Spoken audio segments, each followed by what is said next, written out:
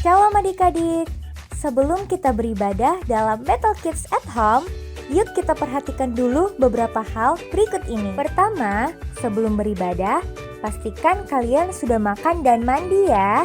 Jadi, kalian sudah segar dan bisa fokus beribadah. Kedua, gunakan pakaian yang nyaman dan juga rapi. Ketiga, pilih ruangan yang tenang dan hindari keramaian. Terakhir, persiapkan hati dan pikiran kalian untuk beribadah. Ingat, walaupun ibadah kita secara online, tapi Tuhan hadir bersama kita loh. Selamat beribadah, Tuhan Yesus memberkati. Shalom, selamat hari Minggu adik-adik Battle Kids dan Proskuneo Kids. Senang rasanya kita bersyukur di pagi hari ini kita kembali berjumpa tentu saja dalam ibadah raya anak online ya. Kita bersyukur Tuhan Yesus masih memberikan kita kesempatan untuk memuji, untuk meninggikan dan menyembah nama Tuhan. Walaupun kita ketemunya hanya lewat media online, kami gak percaya tidak akan mengurangi sukacita kita di pagi hari ini. Untuk memulaikan ibadah kita, mari kita satu dalam doa, kita berdoa. Tuhan Yesus, terima kasih untuk kebaikan-Mu dalam kehidupan kami. Sepanjang malam kami boleh beristirahat dengan nyenyak. Pagi ini kami bangun dengan tubuh yang sehat, tubuh yang diberkati oleh Tuhan. Dan di pagi ini Tuhan memberikan kami kesempatan untuk memuji, meninggikan dan menyembah nama Tuhan. Urapi setiap kami, berikan kami hati yang sungguh-sungguh untuk memuji Engkau dan menyembah Engkau Tuhan. Dalam nama Tuhan Yesus kami berdoa. Haleluya. Amin. Laskar Kristus siap. Kami gak lihat ada yang belum siap ini. Ban kempes lagi. Oke. Laskar Kristus siap. Kasih tepuk tangan yang meriah untuk Tuhan Yesus di pagi hari ini. Nah adik-adik, kita akan memuji Tuhan pada pagi hari ini. Kita mau nyanyi pujian Kudaki-daki Gunung yang Tinggi. Mari dengan penuh sukacita sama-sama dengan Kamega kita nyanyikan pujian ini.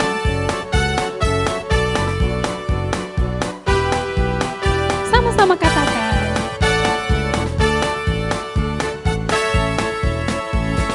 Daki-daki gunung yang tinggi, ku turun lembah yang dalam, ku melintasi padang rumput hijau membentang. Yesus besertaku, di kanan Kau ada, di kiri Kau ada, di atas dan di bawah Kau ada,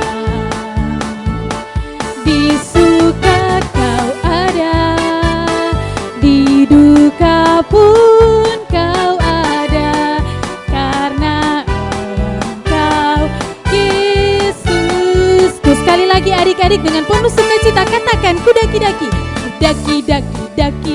gunung yang tinggi, ku turun lembah yang dalam, ku melintasi padang rumput hijau membentang.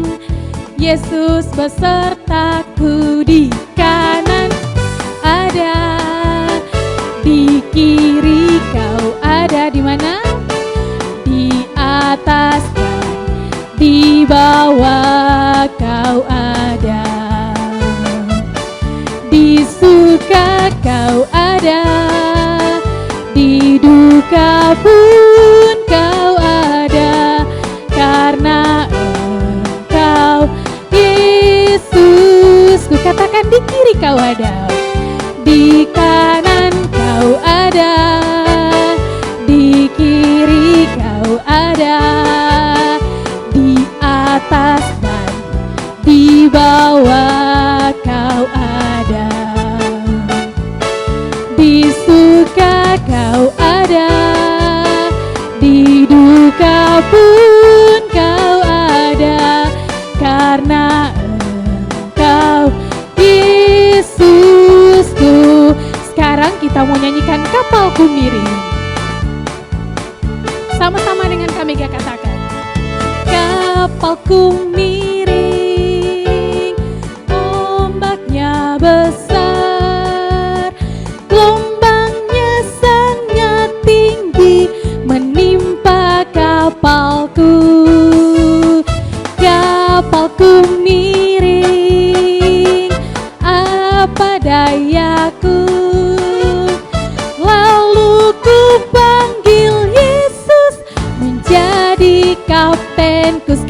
lagi, kapalku miring dengan sukacita. Adik-adik katakan, kapalku miring, ombaknya besar, gelombangnya sangat tinggi menimpa kapalku. Kapalku miring, apa dayaku?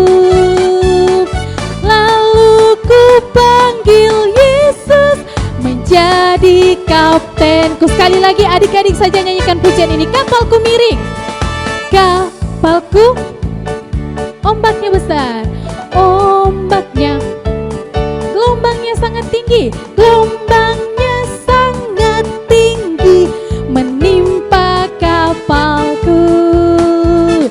Kapalku miring, apa dayaku? Lalu ku panggil Yesus menjadi kaptenku. Haleluya. Adik-adik, ketika kapal hidup kita sudah mulai miring, mari sama-sama kita panggil nama Yesus, karena Tuhan Yesus adalah kapten hidup kita. Silakan duduk adik-adik, ya semuanya. Adik-adik Bethel Kids dan juga Proskuneo Kids, mari saat ini siapkan hatimu, kita akan memuji Tuhan, kita akan menyembah Tuhan di pagi hari ini. Mari sama-sama kita mau panggil nama Yesus untuk hadir dalam kehidupan kita. Sama-sama kami nyanyikan pujian ini. Yesus ku panggil, Yesus ku panggil, Yesus ku undang masuk dalam hatiku. Lagi katakan, Yesus ku panggil, Yesus ku panggil, Yesus ku undang masuk dalam hatiku, memimpin, menuntun setiap langkah hidupku, sucikan, kuduskan semua dosaku. Mari sekali lagi katakan, Yesus ku panggil, Yesus ku panggil, Yesus ku undang masuk dalam hatiku, Yesus ku panggil, Yesus ku undang masuk dalam hatiku, memimpin, menuntun setiap langkah hidupku, sucikan, kuduskan semua dosaku. Katakan, memimpin, memimpin, menuntun setiap langkah hidupku, sucikan, kuduskan semua dosaku. Adik-adik, mari saat ini kita mau panggil nama Yesus dengan sungguh-sungguh. Katakan, Yesus, Yesus, Kau berarti bagiku.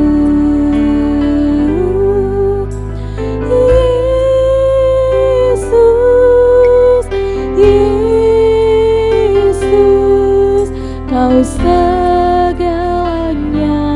bagiku. Mari adik-adik angkat tanganmu dengan kesungguhan hati, panggil nama Yesus, katakan, Yesus, Yesus, Kau berarti bagiku.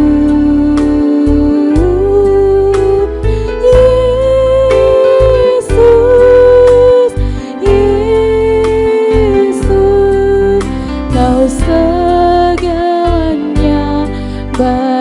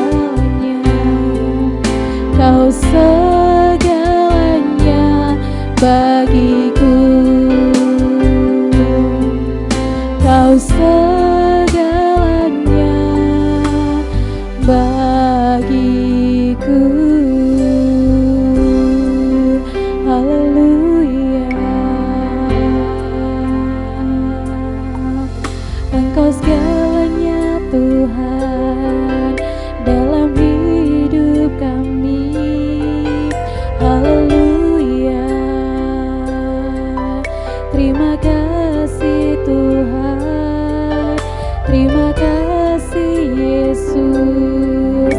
Haleluya, haleluya, haleluya. Tuhan Yesus baik. Haleluya. Terima kasih Tuhan. Terima kasih Tuhan untuk kebaikan-Mu dalam kehidupan kami.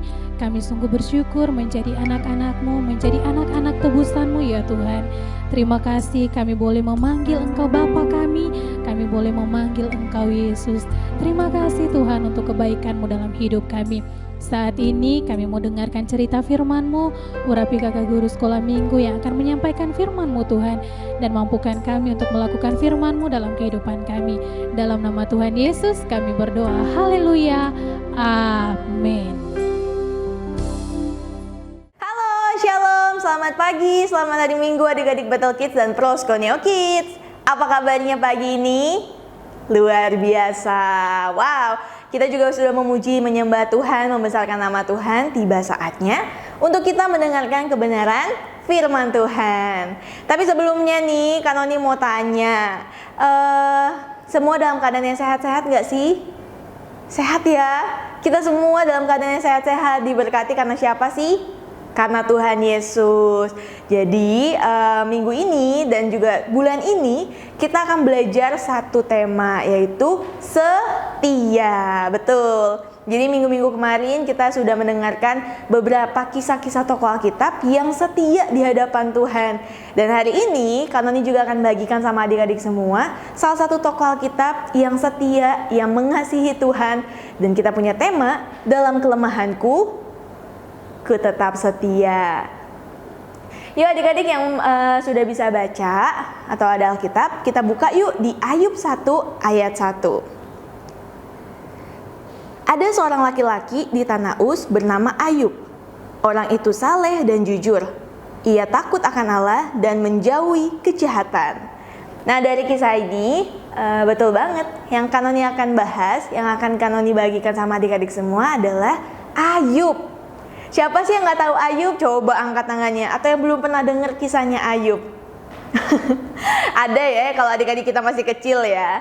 Tapi ini salah satu tokoh Alkitab favoritnya Kanoni. Kenapa? Karena meskipun dia dijahatin orang, meskipun dia dicobai banyak hal ya, dia sakit, tapi dia tetap setia. Yuk kita langsung aja ke kisahnya Ayub pagi hari ini. Jadi tadi di Alkitab di Ayub 1 ayat 1 dikatakan bahwa ada seorang di tanah Uz yang bernama Ayub. Ia adalah orang yang saleh dan jujur. Saleh itu apa sih?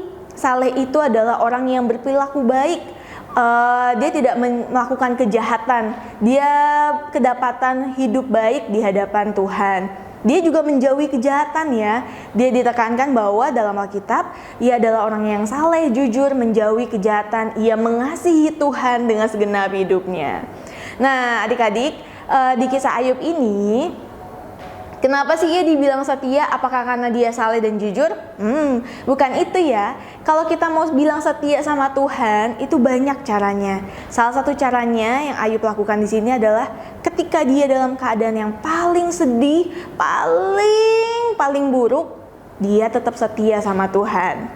Jadi ketika Ayub pada zaman itu, dia termasuk orang yang kaya. Dia punya ratusan ribu, punya ribuan hewan ternak, mulai dari sapi, kambing domba, unta, keledai. Dia punya banyak banget. Jadi dia terkenal menjadi salah satu orang terkaya di zaman itu. Nah, selain dia orang terkaya, dia juga dikaruniai anak-anak yang luar biasa. 7 anak laki-laki dan 3 anak perempuan. Bahkan dia memiliki 1 istri yang cantik. Dan gak cuma itu aja, dia memiliki banyak sahabat yang baik, yang mendukung dia, keluarganya juga sayang sama dia. Jadi istilahnya dia termasuk orang yang sempurna lah. Kenapa bisa dibilang sempurna? Kaya iya, hidupnya luar biasa, bahkan ia berkenan di hadapan Allah. Tapi suatu ketika iblis datang mencobai Ayub. Tapi iblis sudah minta izin sama Tuhan, "Tuhan, saya ingin mencobai hamba-Mu." Dan Tuhan berkata, "Silahkan, Ayub, hambaku yang kukasihi adalah milikmu. Kamu bisa melakukan apa saja kepada Ayub." Dan akhirnya iblis melakukan hal pertama yang mencobai Ayub. Yang pertama adalah iblis mengambil semua harta kekayaannya Ayub. Hewan ternaknya dirampas, dicuri, bahkan dibakar, sehingga tidak ada satupun tersisa pada saat itu.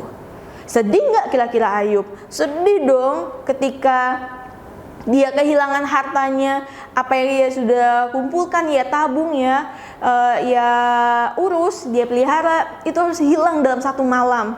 Pasti hancur dong hatinya. Tapi tahu nggak? Ayub tidak marah sama Tuhan. Ayub sedih, tapi Ayub tidak pernah marah sama Tuhan. Oh, pas dilihat, dia ternyata tidak marah sama Tuhan. Dicobailah hal kedua. Tahu nggak hal keduanya apa? Hal yang kedua dilakukan iblis adalah iblis mengambil anak-anaknya Ayub. Ketika suatu malam anak-anaknya Ayub sedang makan, minum di rumah salah satu saudaranya, saudara anaknya itu yang paling sulung, tiba-tiba langit, angin merobohkan tempat tinggal mereka. Angin merobohkan tempat di mana anak-anaknya Ayub sedang makan dan minum. Dan ketika itu juga matilah anak-anaknya si Ayub. 7 anak laki-laki dan 3 anak perempuannya itu semua mati di tempat. Lalu datanglah hambanya Ayub menyampaikan kepada Ayub, "Tuanku, anak-anakmu telah meninggal, anak-anakmu telah mati. Mereka tertimpa bangunan yang sedang ada di dalamnya mereka." Bayangkan, ketika kita kehilangan sesuatu yang kita sayang ya. Kalau Kanoni kehilangan pulpen yang sering Kanoni pakai untuk menulis, Kanoni akan sedih pada saat itu. Atau kehilangan uang yang Kanoni simpan, yang Kanoni jaga baik-baik ya, disimpan di dompet, tapi dompet itu hilang, Kanoni akan sedih. Apalagi ini Ayub, seorang ayah, kehilangan anak-anaknya dalam satu malam. Dan gak cuma itu aja, di malam yang sama pun ia kehilangan harta bendanya. Bayangin dong betapa hancurnya Ayub saat itu. Tapi adik-adik, sekali lagi Ayub tidak marah sama Tuhan. Ayub tidak mencaci maki Tuhan. Ayub tidak bilang, "Tuhan, kenapa?" Tapi Ayub justru semakin memuji Tuhan. Sedih pasti hatinya, tapi ia tidak mencaci maki Tuhan. Sampai di situ dilihatlah bahwa kesetiaannya Ayub. Wah, ternyata Ayub ini orang setia. Coba deh, harta benda sudah diambil, darah dagingnya, anak-anaknya sudah diambil, tapi masihkah dia setia ketika badannya, tulang-tulangnya, dagingnya kesakitan? Akhirnya kembali dicobai ia oleh si iblis. Iblis bikin dia kena sakit dari ujung kaki sampai ujung kepala, dengan sakit yang sangat-sangat pada zaman itu sangat dijauhi ya adik-adik. Kita bisa bilang itu kusta. Sakit borok, sangat banyak luka-luka, bernanah, bau busuk, sehingga ia dijauhi orang-orang. Bahkan sampai istrinya berkata, "Kamu masih mau memuji Tuhan, Allahmu yang sudah membuat tubuhmu seperti itu?" Tapi Ayub malah berkata, justru ketika kita sedang dalam keadaan sakit ini, aneh kalau kita tidak memuji Tuhan. Dan dia marah sama istrinya, karena istrinya sudah mengutuk Tuhan. Dan ketika ia merasakan sakit, gatal yang luar biasa, ia sampai mengambil pecahan beling loh adik-adik. Bayangkan betapa tajamnya itu pecahan beling, ia pakai untuk menggaruk luka-lukanya, sakit dan juga gatal. Tapi Ayub tetap memuji Tuhan. Ayub tetap setia sama Tuhan. Ayub tidak mencaci maki, tidak marah, tidak mengeluh sama Tuhan. Justru ia semakin melekat sama Tuhan. Sehingga akhirnya istrinya pun meninggalkan dia. Istrinya pergi meninggalkan Ayub. Gak sampai di situ, sahabat-sahabat terdekat Ayub yang selama ini mendukung Ayub meninggalkan Ayub juga. Dan pada akhirnya Ayub pun hanya seorang diri.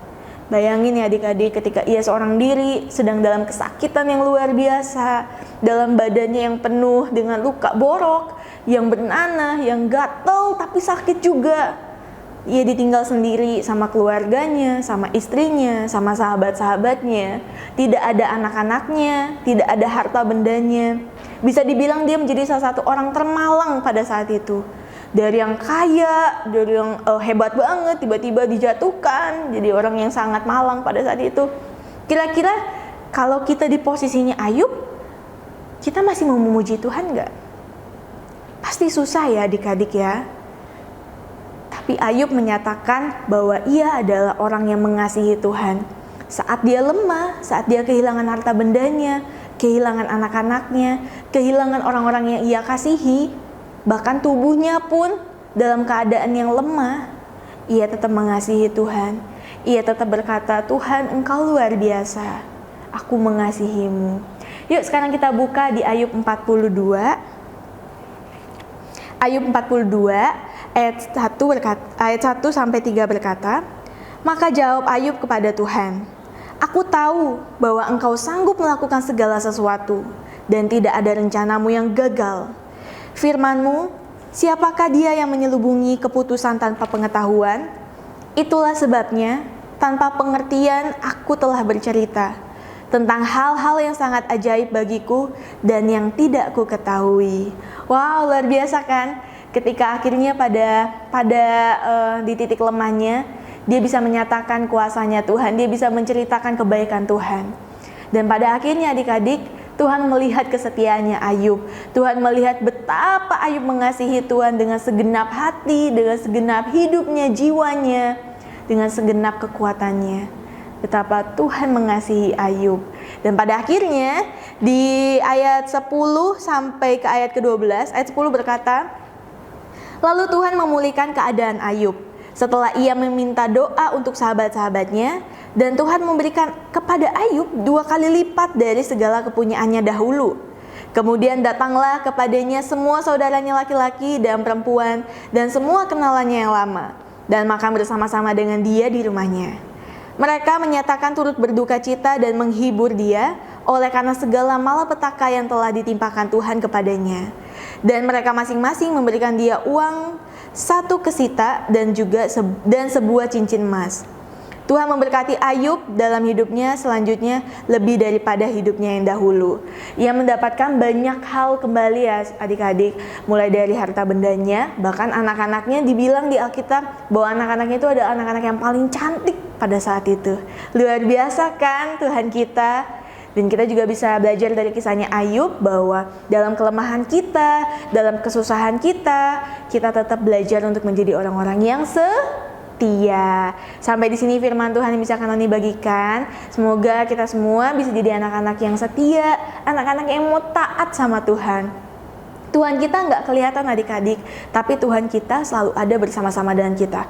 Mungkin ada di sampingnya kita saat ini, dan yang pasti Tuhan selalu ada di dalam hidup kita. Ada Roh Kudus di hati kita, Roh Kudus yang setia menemani kita dalam sedih, dalam susah, dalam senang. Dia ada bersama-sama dengan kita. Amin. Kasih tepuk tangan dong buat Tuhan Yesus. Haleluya. Yuk kita mau akhiri ibadah sekolah minggu kita pagi hari ini. Mari kita satukan hati kita mau berdoa. Tuhan Yesus, kami bersyukur buat kebaikan-Mu. Terima kasih Engkau sungguh teramat baik bagi kami. Pagi hari ini Tuhan, biarlah pujian penyembahan kami boleh berkenan di hadapan-Mu. Dan biarlah apa yang kami dengarkan pagi hari ini boleh bertumbuh, berbuah dalam hidup kami. Agar kami bisa menjadi anak-anak-Mu yang setia dalam apapun kondisi hidup kami. Dalam kelemahan kami sekalipun Tuhan, kami mau belajar menjadi anak-anak-Mu yang setia seperti Ayub, salah satu yang Kau kasihi dalam Alkitab Tuhan. Terima kasih Tuhan Yesus, terima kasih. Kami berdoa saat ini bagi bangsa dan negara kami. Tuhan, Engkau yang memulihkan bangsa negara kami. Terima kasih Tuhan Yesus, terima kasih. Kami juga berdoa untuk keluarga kami. Kami mau serahkan mama papa kami ke dalam tangan-Mu Tuhan. Engkau yang memberkati setiap usaha mereka. Tuhan, Engkau yang menjagai, Engkau yang melindungi kedua orang tua kami. Saudara-saudara kami Tuhan, Engkau juga memberkati. Terima kasih Tuhan Yesus, terima kasih. Kami juga berdoa Tuhan, kami bersatu hati, kami mau serahkan hidup kami kepadamu. Sekolah kami, cita-cita kami tahu Tuhan, masa depan kami adalah masa depan yang penuh dengan harapan. Masa depan yang Engkau berkati. Terima kasih Tuhan Yesus, jadikanlah kami anak-anak yang militan, anak-anak yang luar biasa. Engkau memakai hidup kami lebih lagi Tuhan. Kami tahu tahu Tuhan, rencana-Mu adalah rencana yang mendatangkan damai sejahtera, rancangan yang mendatangkan sukacita bagi hidup kami. Terima kasih Tuhan Yesus. Di dalam nama Tuhan Yesus kami mengucap syukur. Kami sudah berdoa, haleluya. Sama-sama dengan iman katakan, amin. Selamat hari Minggu semuanya. God bless you.